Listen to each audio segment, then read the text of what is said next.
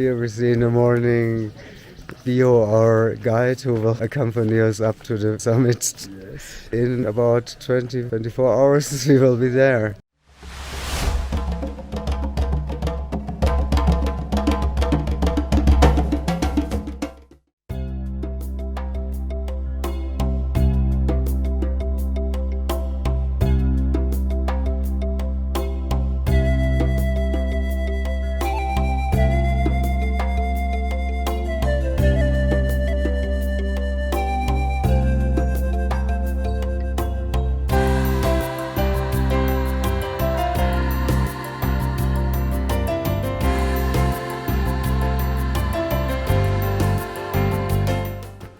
Now we have crossed the tree zone and have arrived in the hair zone. By the way, this part of the Mount Meru has burned 6 years ago very heavily, and now it's very, very green.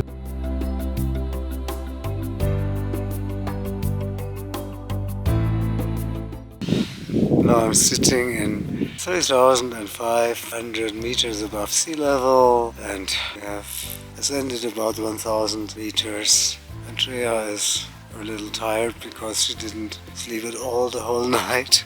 And luckily her stomach is not doing well. She has a tendency to that.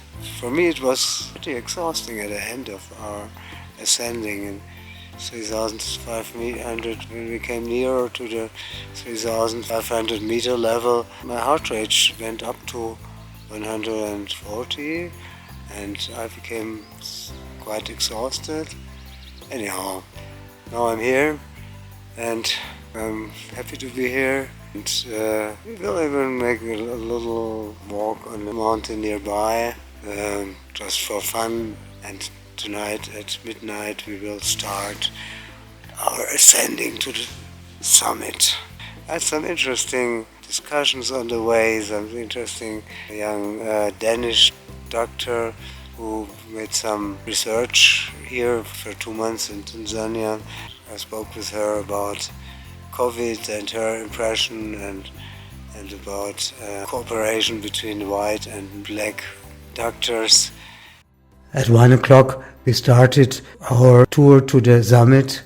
It was night, but it was not so dark because the moon was shining. Of course, it was not possible to take any videos, so you will see that part of the trip when we went down.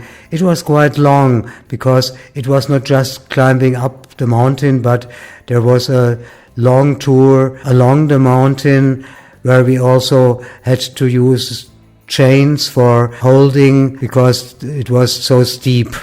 This is the last part of our climbing on Mount Meru.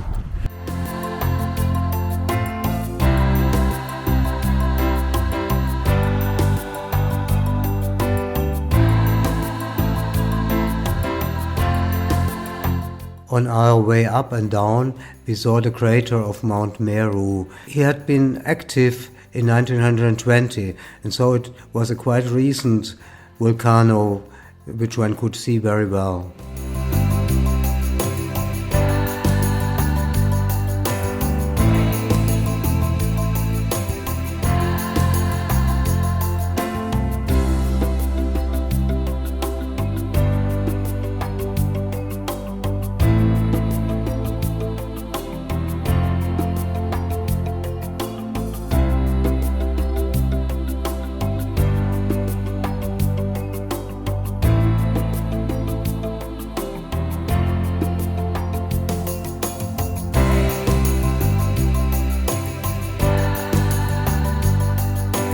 To walk down to Saddle Hut was quite a long way.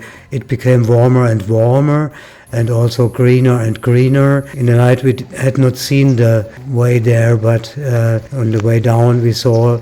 It was great to see the Kilimanjaro and down on the plains. And it was not totally easy because we had to use sometimes chains in steep areas.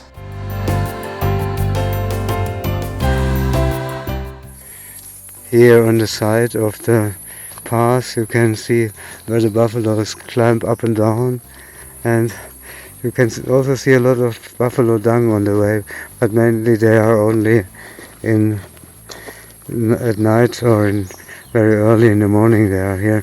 You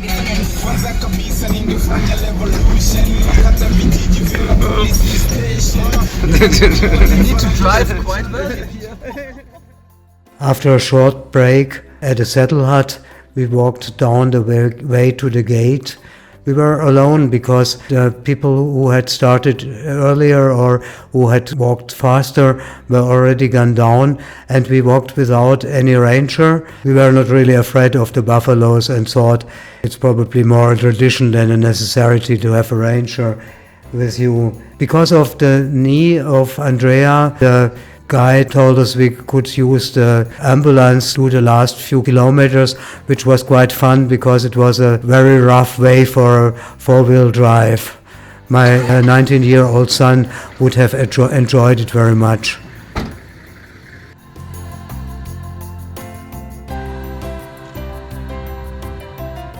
On the way back to the gate, we saw quite a lot of animals, and those giraffes enjoyed us quite some minutes, so we came a little late to the gate.